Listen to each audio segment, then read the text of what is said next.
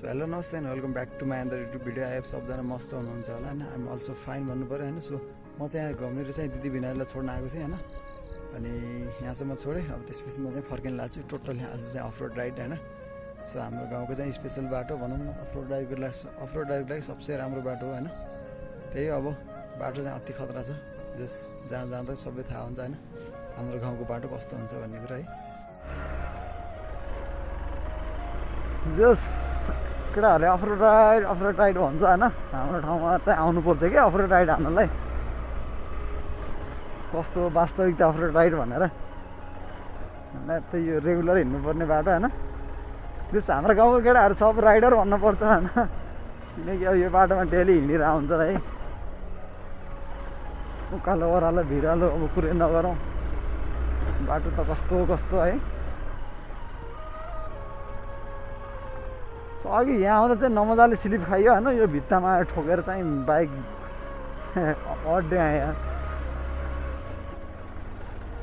सोचेकै थिएन म यस्तरी जाला भन्ने। अचानक स्लिप खाएको सिधा भित्तामा बाइक त।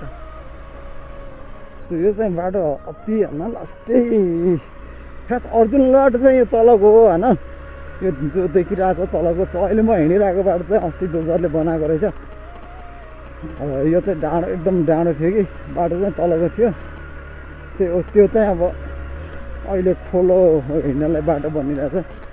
मान्छेहरूले बाइक यताबाट हालिरहेको रहेछ कसैले।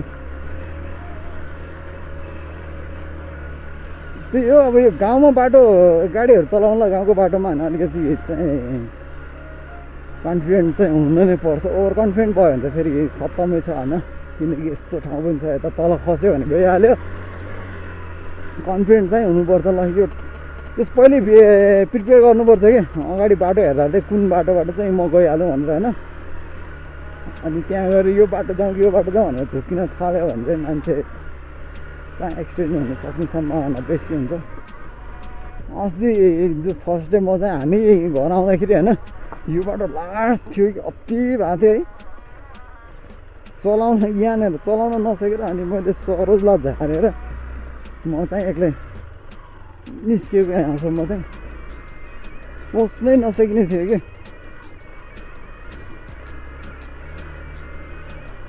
अस्तिसम्म त अलिअलि चित्त बुझिरहेको थियो फेरि पनि गयो है। अब यस्तो ठाउँमा बाइक लिएर आएर पेट्रोल खर्च गरेर गाह्रो छ।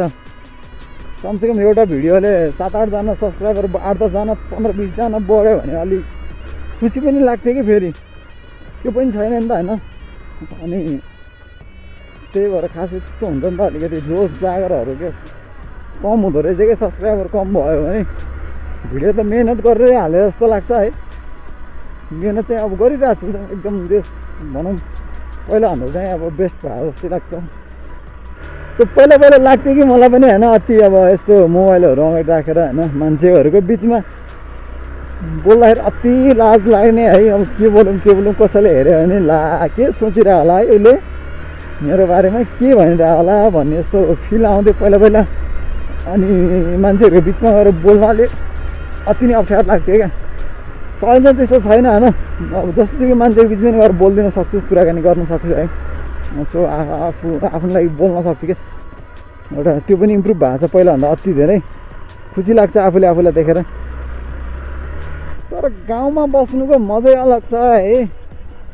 अहिले त अब काफलहरू पाकिरहेछ, ऐसेलोहरू पाकिरहेछ। अनि त्यो आरु पखेडा भन्छ होइन, कसैले प्लम भन्छ होइन, त्योहरू पनि सब पाकिरहेछ होइन। सो होइन यो चाहिँ मेरो गाउँ, यो देखिरहेको चाहिँ मेरो गाउँ। अनि यो पनि हाम्रै गाउँ होइन, यो सब हाम्रो गाउँ। स्पेसली हामी अब हामी सब दाजुहरू चाहिँ यो एरियामा हुनुहुन्छ होइन। सो मैले पढेको स्कुल चाहिँ धेरै पर छेउता हो, दर्लिङ भन्छ के अरे होइन। जस बाटोहरू चाहिँ ठिकै छ। अब अहिले चाहिँ यही बाटो झर्नु पर्ला जस्तो लागिरहेको छ। गाउँ चाहिँ हराभरा छ, मजा आउँछ जस गाउँ हेर्दाखेरि अहिलेको मौसममा। त्यो अलिक बेसी पानी पऱ्यो भने चाहिँ डर लाग्छ कि फेरि कहिलेकाहीँ। सो यसरी होइन गाडी चाहिँ न्युट्रलमा हालेर सकेसम्म तेल बचाउनु पऱ्यो। किनकि अब हाम्रो गाउँमा त 200 रुपियाँ 220 रुपियाँ लिटर पर्छ गरे है तेल पनि सुन्दै सातो गयो यहाँ हो चल चल चल चल चल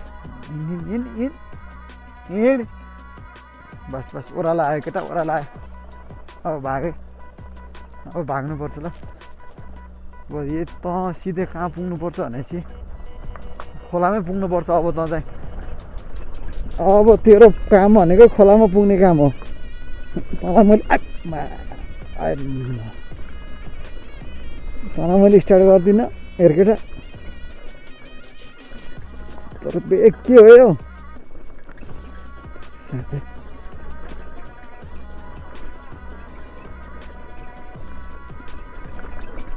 यो जानु त्यहाँ अघि म ठुला चौर गएको थिएँ कि अनि चेन टाइट भयो त्यसपछि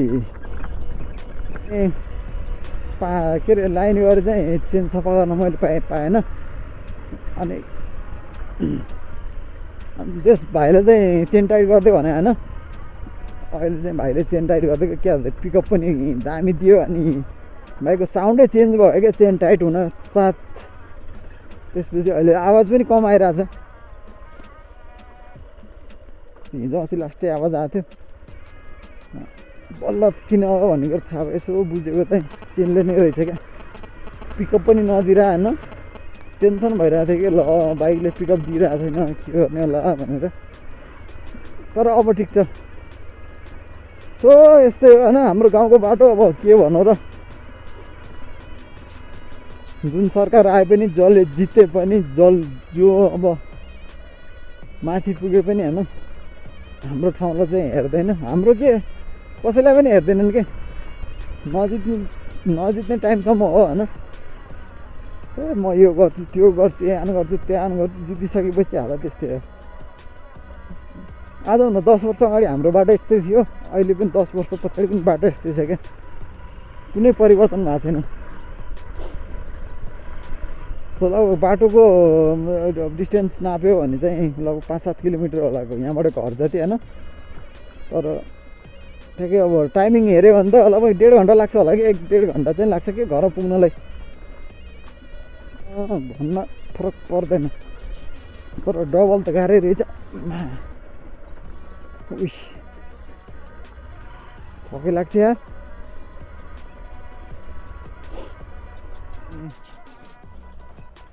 हाम्रो गाउँमा जाने सबसे बाटोहरू खराब चाहिँ एरिया लाग्छ क्या मलाई होइन यहाँ लगभग होइन देखिरहेछ होइन खोलाहरू बगेर हुन्छ एनी टाइम या जहिले यस्तो छ खोलो बगे जस्तै बाटो भइरहेछ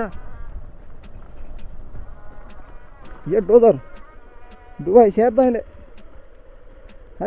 तेरी मासला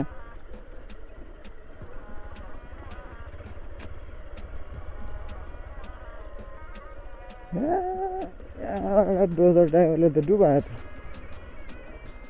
खन्दै खन्दै गयो यार ओ म कहाँ जाने हो र यता हो यार गाडी त लेफ्ट पो जान्छ त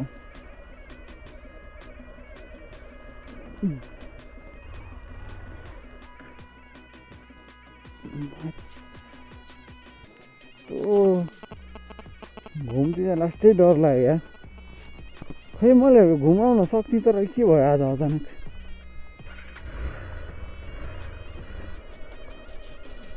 अब ए बाल बच्चा यार आरामले केटा आरामले है थैट तेरी यार डोजर यो बाटो गाडी 1-2 पटक नहिँडेसम्म गाह्रो हुन्छ फेरि आज पानी परेर सब पखाल्ने होला है ओ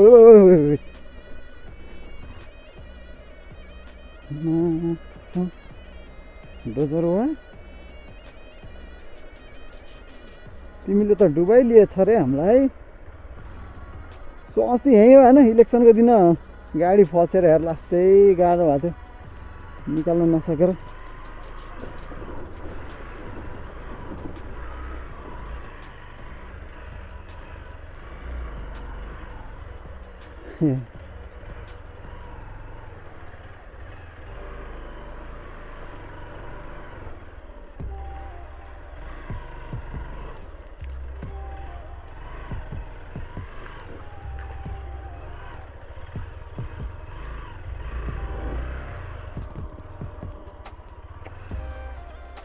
सेट अब उपाय होइन कि एउटा जुत्ता चाहिँ मैले भिजाउँदिनँ होइन जुत्ता र मोजा खोलेर यता टेक्दै टेक्दै बाइक उता सो होइन यसरी हिँड्नुपर्छ क्या हाम्रो गाउँमा सो होइन म चाहिँ खोलामा अड्किरहेको अवस्था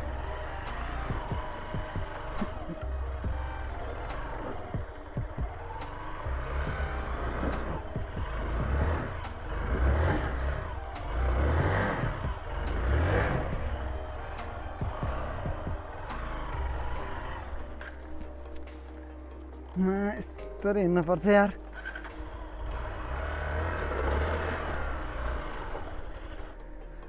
त्यही हो होइन अब यहाँबाट जुत्ता लगाएर हिँड्न सक्ने स्थिति मेरो होला यस्तो छैन हिलो टेक्दै टेक्दै जानुपर्ने हो यस्तो गाह्रो छ है यो पुल जबसम्म बन्दैन तबसम्म चाहिँ अति नै गाह्रो हुन्छ यो जब पुल बन्यो भने अलिकति सहज हुन्छ होला हामीलाई भन्ने आशा छ लास्टै डर लाग्छ यार खुट्टाहरू ठोक्यो भने भन्ने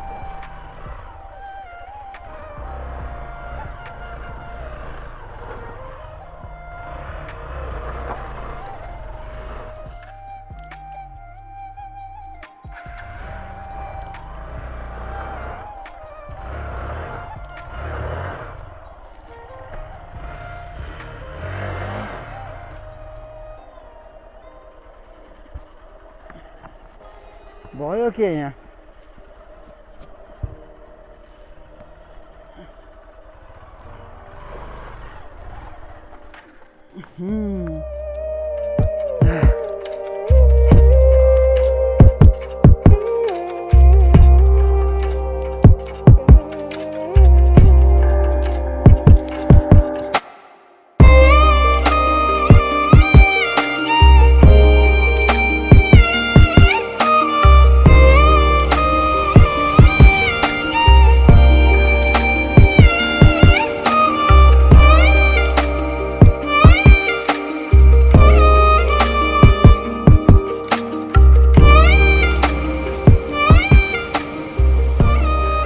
होइन यो जो थियो होइन यो वास्तविकता यही थियो है बाइक चाहिँ अब हातले के अरे चढेर हिँड्न सक्ने स्थिति चाहिँ छँदै छैन अति लास्टै छ यस्तो यस्तो ठाउँमा चाहिँ कसरी अब हातले चढाएर हिँड्ने होइन सो अब त्यही हो अति गाह्रो छ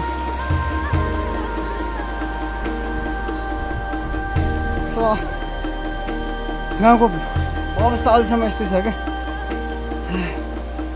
मलाई ठ्याक्कै आधा घन्टा लाग्यो होइन खोलाबाट मास्टर निस्किन सब यताको बाटो कस्तो त्यो पनि मलाई थाहा छैन सो यहाँबाट चाहिँ अब निस्किन्छु म बाटो चाहिँ अति नै खराब भएर रहेछ होइन अहिलेसम्म हिजोको पानीले चाहिँ झन् लास्टै बिगारेछ भन्ने कुरो चाहिँ आज थाहा भयो बाल बाल आएँ उकाल लागेँ केटा हो यसरी हिँड्नुपर्छ यार गाउँमा यो बाटै हो यो वास्तविकता